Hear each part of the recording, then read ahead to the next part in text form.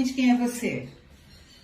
Bom, eu sou Riba Nascimento, maranhense de Caxias, chegado a Brasília em março de 64, num mês fatídico, né?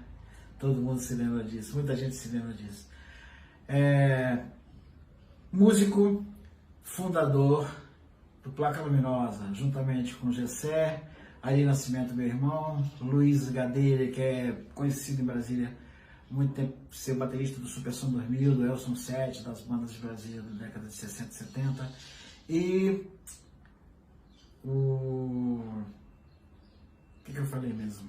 Gessé, eu, Luizão e o Mário Lúcio, que também foi aqui de Brasília, exato. E fomos para São Paulo em 75, na verdade, mas para integrar uma banda que chamava Corrente de Força. 2 anos depois, a gente saiu, paramos com Corrente e montamos o Placa, em janeiro de 77. Sim, mas você teve primeiro um outro LP que era da banda Os Quadradões. Como é que surgiu Os Quadradões? E a ideia do LP?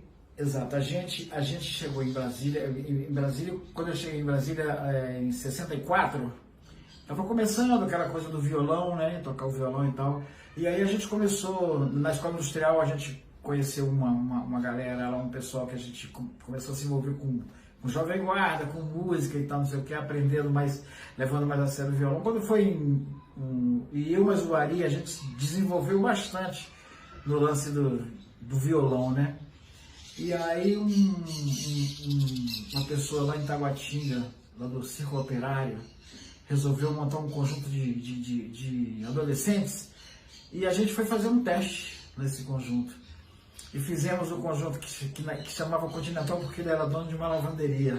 Esse negócio da lavanderia depois a gente fala mais, tá?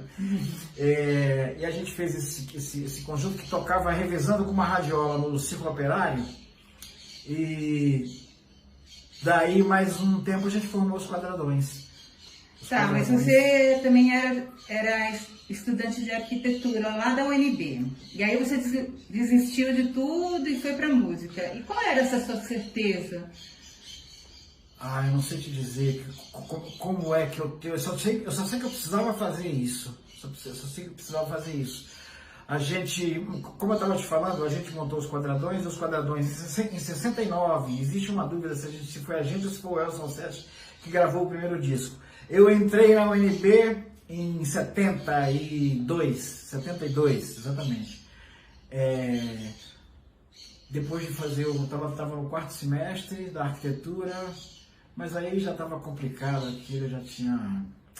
Não queria continuar tocando, queria tocando. E foi quando o PIC veio a Brasília, porque ele estava saindo do Casa das Máquinas e soube que existiam 3 carinhas aqui que de repente seriam os caras que eu estaria procurando, através do Luiz mesmo.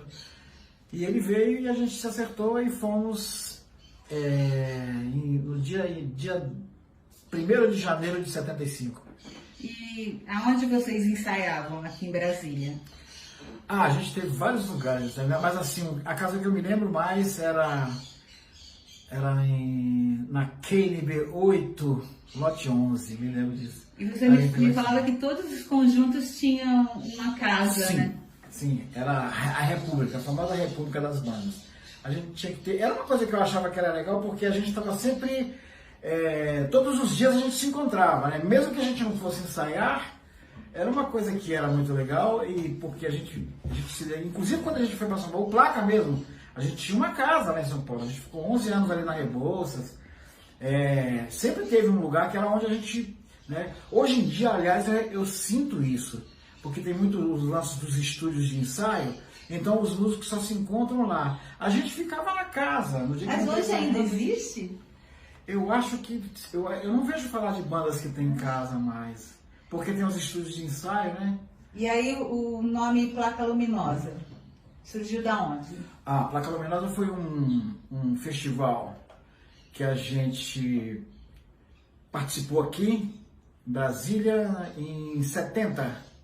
70, a música que se chamava Placa Luminosa, defendida pela banda Matusquela, que é uma excelente banda da década de 70 também aqui. Eles ganharam o festival.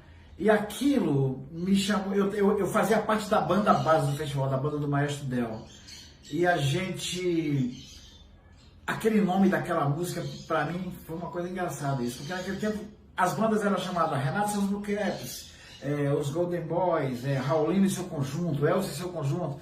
Eu achava aquilo meio estranho, já meio anacrônico, porque eu via as bandas Blood, Sweat and Tears, Chicago Transit Authority, sabe, Creedence Clearwater Revival. Eu achava que tinha que ser alguma coisa um pouco mais impactante.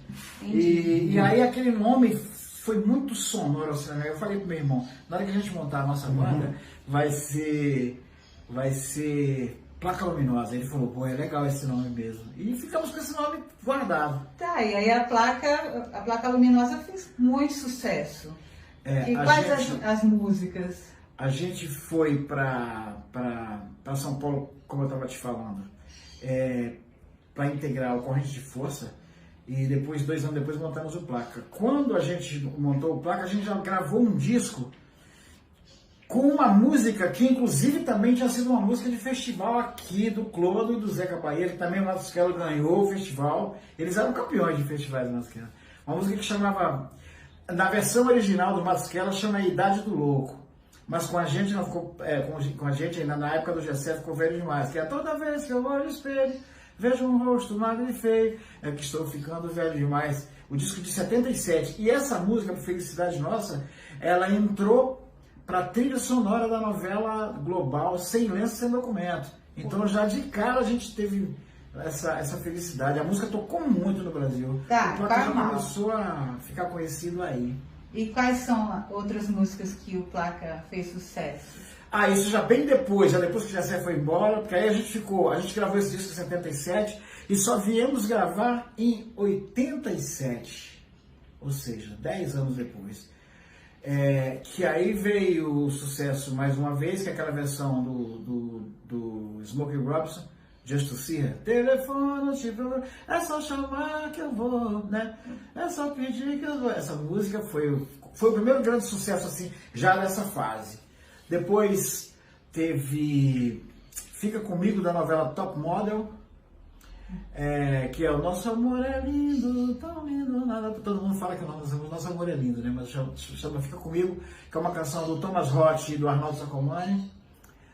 E depois, na outra novela das 7, depois do Top Model, entrou Mico Preto. O Mariozinho Rocha também pegou uma música do mesmo disco, que chama Ego, que é aquela do Sol do teu cabelo e me chama, tendo até casaco e me ama. A gente foi assim, mas a música Fica Comigo da novela Top Model, porque a novela Top Model naquele momento era um recorde de vendas de disco de novela. Na época, 800 mil cópias. Só foi batido por uma novela da Brasil, se não me engano, Terra Nostra, alguma coisa assim. E era um disco assim de muito sucesso. Tinha Marina, tinha Oceano do Djavan, tinha Rei Júlio do Kiko Zambianchi, tinha Fica Comigo do Placa Luminosa. Era assim, um disco de muito sucesso e que foi também pra gente um marco. A gravadora odiava, né? A gravadora, o Sr. Rodrigues, eu me lembro que ele odiava porque ele disse, pô, ele vai botar música no disco da Globo, só vende o disco da Globo e tal. E como foi essa convivência com vocês por tanto tempo? Esse casamento que deu certo, como foi? Isso é assim mesmo. Na verdade, eu acho que você podia até falar assim, como é que é? Como é que é? Que a gente ainda tá, né? Mas assim, tem hora que a gente quer dar um tempo. Mas o lance de quando você descobre um time, uma turma, que tem a ver na hora que você vai tocar, né? Porque às vezes eu sei que você nem é tão amigo das pessoas assim. Não é o nosso caso, a gente desenvolveu uma amizade assim, mas cada um tem seu jeito, né? O Marcos, por exemplo, é uma pessoa que é muito na dele, assim e tal, né? Nunca teve assim aquele, por exemplo, que nem eu e o Ari somos e tal, né? E tal. Mas o fato é que parece-me que na hora que você vai tocar, todas essas coisas, na hora que você está mexendo com música, todas essas coisas tipo desaparecem. Você começa a se envolver no processo de fazer música e aí essas nuances todas, né? A gente ouve falar não, é fato que o Mick Jagger e e o Keith Richards e o Rolling Stones não são lá tão amigos assim, né? Mas fazem música o tempo todo e o Rolling Stone está aí há 300 anos. Aí o que as pessoas, acho que a geração nova não sabe é que vocês foram a primeira banda a tocar no Rock in Rio com o Ney Matogrosso. Exatamente. E também teve o Festival Miraíra com Lula Barbosa e o Tarancon. Conta pra gente a sensação de ser a primeira banda brasileira a tocar no Rock in Rio. Bom, a sensação minha foi de o estômago estar acabando, né? Porque aconteceu naquele dia uma coisa curiosa com a gente, porque na hora que a gente estava indo de São Paulo para o Rio, que a gente sabia que a gente ia fazer o Rock in Rio, havia naquele tempo, na Folha de São Paulo, um crítico que chamava Pepe Escobar, que era um cara chato pra caramba, né? É Pepe Escobar mesmo, né? Acho que era isso mesmo. E quando eu estava no avião, eu li uma matéria assim, do Pepe Escobar, falando assim, bom, hoje vai ser aquele dia, a abertura vai ser aquele dia do tomate, da laranja, do bolinha de papel, do lama em cima dos caras, porque ele discordava da forma como tinha sido feito o setlist daquele dia, porque no dia do Ney Matogrosso, que era o nosso dia, tinha nada mais nada menos do que era Ney, Erasmo, Pepe e Baby, depois tinha Whitesnake, tinha Iron Maiden e Queen. O que ele achava? Ele achava que exatamente pelo fato de ter essas três bandas de hard rock, de heavy metal, e o Ney Matogrosso, aquela coisa do artista tupiniquim, aquela coisa babaca do crítico que era na época, né? Porque era aquela coisa muito, sabe, estranha, sabe? Mas o fato é que isso me afetou profundamente. Me afetou profundamente e eu estava com um medo absurdo. E ainda mais que a gente chegou cedo na passagem de som do Rock in Rio, e já estava à frente do palco, tomada, mais ou menos 11 horas da manhã, o festival começaria às 6 da tarde. 11 horas da manhã, só tinha neguinho de taxa, de tacape, moicano, tudo, roupa de couro preto, assim, na palco, que era aquele pessoal, o fã-clube do Iron Maiden já estava posicionado, eles já tinham tomado a frente do palco. O pessoal do Rock and Roll, eu falei, nossa senhora, realmente, aí eu fiquei, né? 10 e pouco da manhã, eu já vendo aquele cenário, aqueles caras vendo a gente passar o som com aquelas caras assim, ó. Eu só sei que no final vocês foram aplaudidos e pediram bis também. Foi muito bom, foi assim, uma coisa, pra gente foi, aliás, uma coisa que eu em seguida, depois eu li o Irlan aqui do Correio Brasileiro, aqui eu aproveito, agradeço mais uma vez e mando um abraço aqui pro Irlan Rocha. O Irlan, ele falou no Correio Brasiliense, olha, é o seguinte, os primeiros músicos a subirem no Rock in Rio foram músicos de Brasília e brasileiros, Placa Luminosa, o pessoal que está com o Ney Matogrosso. E com relação ao festival, foi logo depois, né? Foi 85 também o festival, foram dias depois. A gente tinha parado o show com o Ney, tinha parado a tour do Ney tinha parado, e a gente já tinha voltado para a estrada dos nossos bailes de novo, e quando aconteceu a inscrição do festival, do Festival da Globo, né? E aí o César Camargo Mariano, com quem a gente tinha feito A Todas as Amizades de 83, depois a gente fala disso, que é um show muito importante, uma coisa muito importante na nossa história. Aí o Lula estava com essa música, inscreveu, e aí estava com problema de que banda vai fazer. Aí conversando com o César, e o César sugeriu que nós fizéssemos com ele. E assim foi. A gente fez, junto com o Tarancon e a Meli Mirá, que estava um barrigão assim do filho dela. A gente inclusive não achava, sinceramente, a gente não achava que fosse acontecer o que aconteceu com a gente. O primeiro dia de ensaio, lá em São Paulo, da eliminatória de São Paulo, o dia do ensaio, a gente estava a terceira música do primeiro bloco. E naquele dia, inclusive, foi uma coisa complicada, que a gente tocava no Juventus, e o baile começava às 11 horas, né? Então, como a gente estava a terceira música do primeiro bloco, o primeiro bloco começava às 9 horas, então quando fosse 9h30, a gente já teria tocado e já teria ido para o clube, né? Mas quando nós fomos ensaiar no Ibirapuera à tarde, no ensaio a música fez aquele negócio assim, Miraíra, na tupia, nanaíra. E o Roberto Talma, que era o diretor, ficou assim olhando, passou a gente para a terceira música do último bloco. Ou seja, ele falou, nós vamos ser mortos no Juventus quando a gente chegar hoje. E assim foi feito, a gente fez o festival naquele dia, terminamos e fomos para o Juventus. Chegamos lá, quando a gente subiu no palco, o pessoal... Mas a gente tocou e soube do resultado no primeiro intervalo que a gente deu, que a gente tinha sido classificado para ir para a semifinal no Rio. E ela ficou em... segundo lugar. Maravilhoso. Aliás, tem uma coisa curiosa com relação a isso. Eu li um livro de um ex-auditor da Globo, um livro que chama A Fundação Roberto Marinho. É um livro de uma pessoa assim, altamente crítica ao que acontecia lá na Rede Globo. E ele, segundo ele, nesse livro, as pessoas que quiserem conferir o livro chama-se A Fundação Roberto Marinho. Eu não estou me lembrando do nome dele agora. Mas assim, ele conta que ele era júri, ele era uma das pessoas do júri, e ele conta que, do ponto de vista de notas, de pontos, Miraíra foi em primeiro lugar. Escrito nas Estrelas teria sido segundo.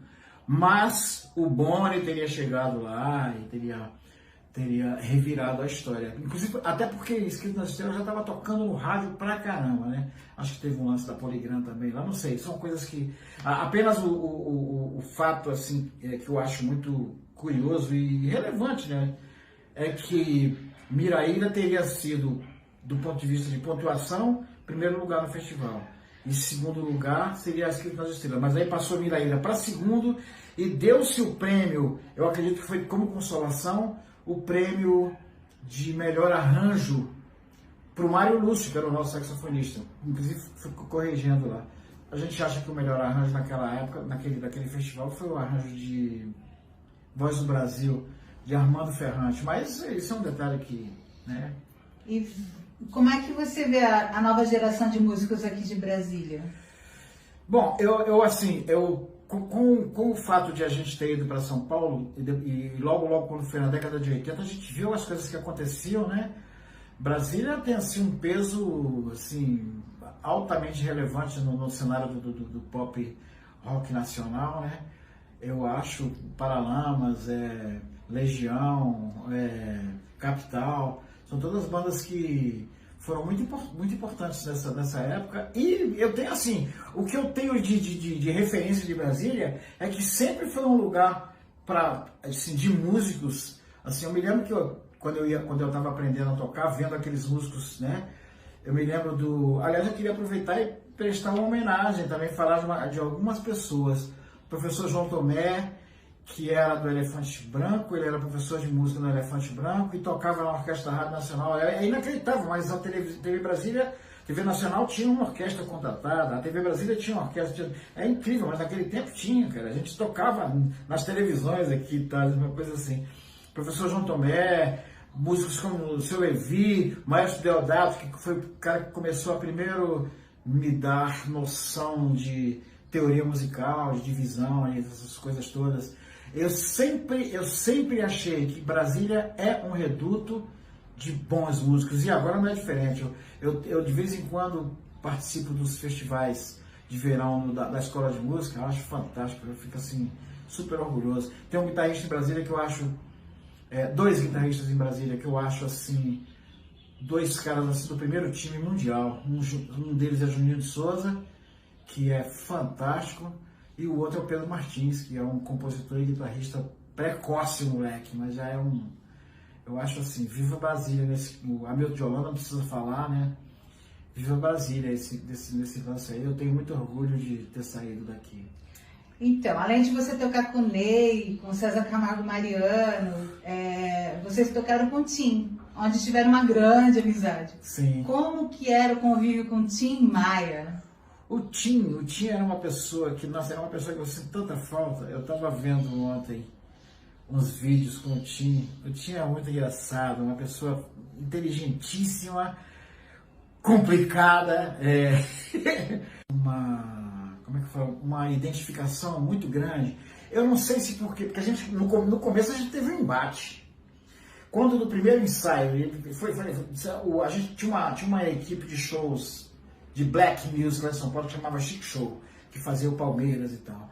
E o Tim iria fazer, e esse pessoal era amigo nosso, o Luiz e o Tião, os dois caras do Chic Show.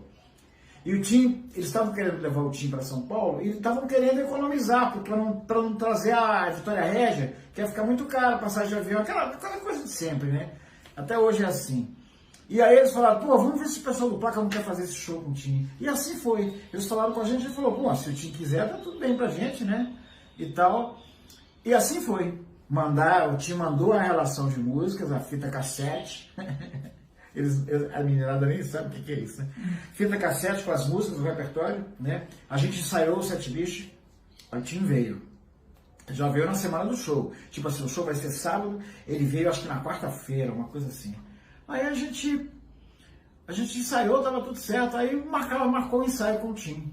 Aí chegou no ensaio, ele tava muito louco, né?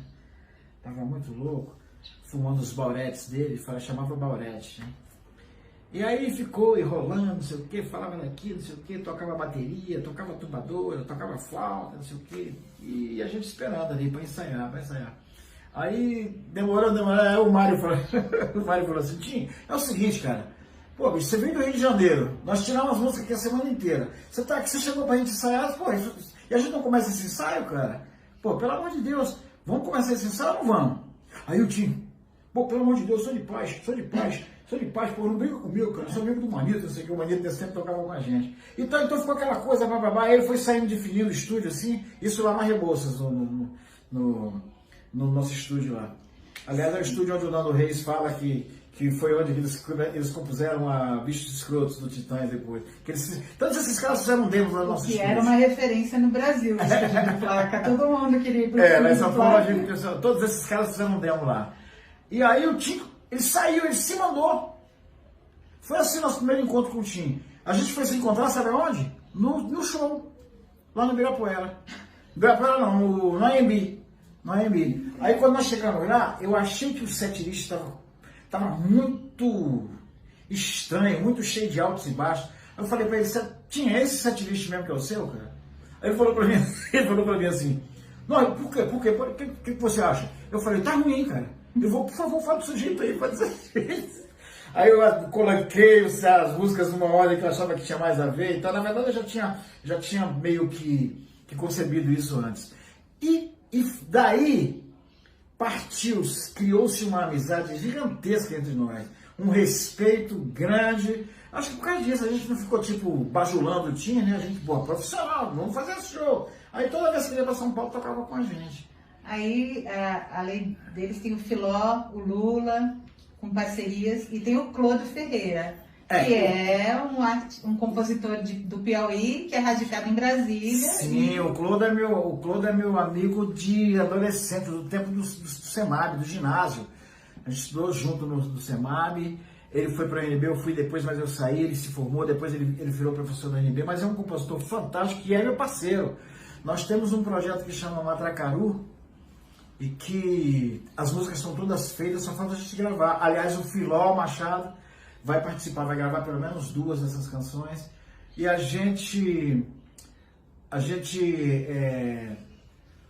na verdade, você falou do Clodo, eu me perdi um pouco aqui. Assim, o Clodo é meu parceiro, que é um camarada que compôs muito, que é compositor, por exemplo, de Revelação, do Fagner, compositor de Cebola Cortada, que o Milton gravou, o MPB4 gravou. O Clodo é um cara fantástico. Uma pessoa incrível. E o Filó Machado é outro parceiro também. O Placa gravou uma música minha dele que chama Quero Ver Girar, um disco de 81 que ele participou com a gente. Nós produzimos um disco do Filó que chama Trem Fantasma, né? O selo até Placa Luminosa e tal. O Filó é um irmão também e um parceiro gigantesco. Em um artigo para Veja, o jornalista Sérgio Martins, repórter de música da Veja, teceu altos elogios a você. O disco do William, né? Eu produzi e arranjei o disco Idas e Vindas do William, que é o vocalista do Placa, e foi muito elogiado esse disco, mas é um disco bom mesmo, eu tenho muito orgulho de ter feito esse disco. Não, mas ele diz que eu acho bonita essa parte, que ele fala... Uma aula de funk? Ele diz assim, se eu nunca ganhei uma palheta do Jimmy Page, pelo menos do Milton Nascimento, ele me deu uma colante na forma de coração. Lá no Portuários, que ele falou que viu um show nosso, um dia que a gente tocou, acho que tinha o Resedá, tinha o Fábio Júnior. É um show no Clube Portuário, o Sérgio falou, ele era pequeno e disse que eu dei uma palheta para ele. Eu nem me lembrava disso. Sim, ele tinha 12 anos. Olha só. E aí a minha pergunta é, qual a importância que você vê na educação musical para as crianças? Eu acho fundamental, eu acho fundamental, porque a música é uma coisa tão assim, como é que eu posso dizer para você? Eu acho milagrosa a música na vida da gente. Eu digo assim, por exemplo, se eu sou uma pessoa que não sou um músico, diante das dificuldades da vida, das coisas que acontecem, se não é a música na minha vida, eu teria delinquido, teria ido para, sabe, a música, sob esse ponto de vista, guia você, ela te coloca, não sei, parece que o teu espírito, você se torna uma pessoa melhor, você mexendo, na verdade eu acho que qualquer forma de arte, mas a música principalmente, eu acho que tem que constar do currículo escolar brasileiro. Assim, quando eu fiz o ginásio, eu entrei na primeira série em 61, lá em Caxias do Maranhão, na minha Caxias, no Colégio Diocesano São Luís de Gonzaga, eu tinha música na primeira série. Tinha canto orfeônico, que chamava a matéria. O que é música de qualidade para você? Isso é uma coisa complicada, né, de você dizer hoje em dia, no tempo do politicamente correto, né? Mas assim, eu acho que música de qualidade, eu diria que é a música que o compositor faz levando em consideração a verdade dele. Tudo bem, apesar de que a verdade pode ser relativa, né? Não sei, a verdade do cara é um cara muito louco, não tem nada a ver, o camarada não tem nada para fazer, porque outra coisa também, música virou brincadeira fazer, né? Então, com o advento da tecnologia, ficou muito fácil fazer música, qualquer pessoa pode fazer música, mas assim, inclusive música deixou de ser uma coisa do especialista, né? Sob esse ponto de vista, não é que eu acho que isso não tem nada a ver, mas acontece que o pacote fica complicado, vem muita, né? Na verdade, ficou muito difícil pra gente, é como se a gente tivesse perdido a espécie de régua com a qual a gente poderia medir, digamos assim, o teor artístico das obras e tal, no caso que a gente está falando da música. Mas assim, eu acho que a música de qualidade é uma música que é feita levando em consideração aspectos da cultura, né, aspectos da língua, aspectos da sintaxe melódica. Por exemplo, no Brasil, eu hoje, aproveitando o ensejo, eu hoje diria que, inexplicavelmente, a gente meio que está jogando no lixo o grau de excelência que se chegou na música brasileira. Porque a música brasileira é uma música que já foi referência e é referência no mundo inteiro. A Bossa Nova, por exemplo, né? A música brasileira é muito rica, muito assim. Agora, eu acho que o lance do vale tudo tá assim. Eu defendo o direito das pessoas se manifestarem, naturalmente, claro, mas me entristece coisas que eu ouço. E o que você diria para os jovens que sonham com uma carreira musical? Eu acho que é assim, que tem que ser sério, você tem que estudar, você tem que ouvir os mestres, você tem que ouvir as referências, porque é o seguinte, na verdade, a gente estava falando exatamente dessa questão, como é que eu estou vendo a música agora, eu me preocupo, porque eu acho que do jeito que vai, a música da grande mídia, assim, ela vai ficar pior. Ela vai ficar pior por quê? Porque esses meninos não têm as referências que eu tive, por exemplo. A minha geração teve uma referência. Os festivais, apesar do Brasil viver um momento politicamente complicado, que é o momento pós-64, né? Mas os festivais, a formatação, digamos assim, da dita MPB foi feita exatamente na década de 60, né? Na década de 60, com esses caras que chegaram, Caetano, Gil, Chico, Milton, Edu Lobo, etc, etc, etc. Depois com outra geração que já chegou, Ivan Lins, César Costa Filho, uma porção de outros caras, Taiguara, esses caras todos. Então eu acho que a música brasileira ela tem um grau de excelência tão assim primoroso, que eu não entendo como que a gente pode estar negligenciando isso. Eu acho que é isso. E aí, assim, a gente está em época de pandemia. Como que foi o ano para você? Quais foram os seus projetos? O que você conseguiu fazer nesse ano? Pode parecer até contraditório, assim, mas eu fiz muita música. Porque é o seguinte, como eu tinha falado antes, se não fosse a música na minha vida, eu não sei. Por exemplo, esse momento agora é um momento que eu me introspectei e peguei o meu instrumento e fiquei fazendo música.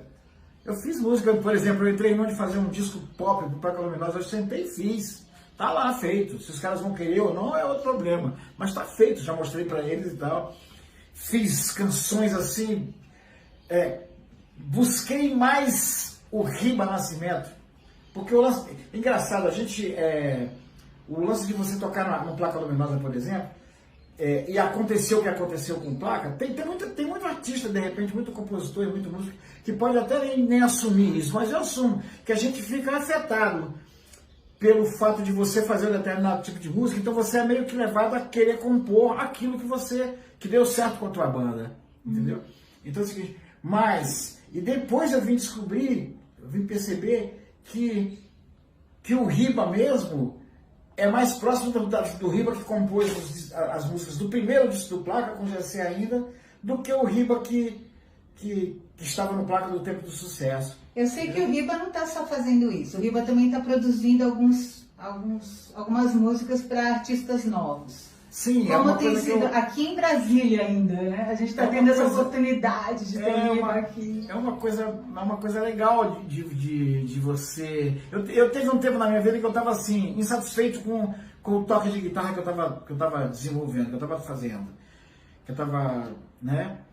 E aí eu comecei a procurar escolas. E aí fui estudar com o Mozart Mello. Aí estudei 2 meses com o Mozart Mello. Falei, não é isso que eu quero. Me matriculei no IGT, no primeiro IGT ainda, não era esse que está ainda lá no Jabaquara. No primeiro IGT na República do Líbano. Também fiquei lá com o Vander Tafo, com o Mozart Mello, que também é coordenador de curso lá. Aí vi que não era nada daquilo. Então assim, pô, que negócio estranho que eu estou querendo fazer, né? Aí um professor meu, Edgar Poças, falou assim, Riba, faz o seguinte, faz um curso com o Cláudio Léo Ferreira, curso de música, de análise harmônica e de pré-arranjo. Aí eu fui lá, falei que o Cláudio estava formando uma turma, ele fazia turma de no máximo 8 alunos por turma. Aí eu fiz um curso de harmonia, e um curso de análise harmônica e um curso de pré-arranjo. Nesse tempo, o próprio Edgar tinha me emprestado um livro dele que chama Sounds and Scores, do Henry Mancini, que é um livro que te dá o ABC, o beabá da montagem de arranjo para pequenos conjuntos, né? E eu comecei com aquilo e tal, né? E comecei a aprender, porque eu estava vendo assim, trabalhar como guitarrista fora do Placa não existia.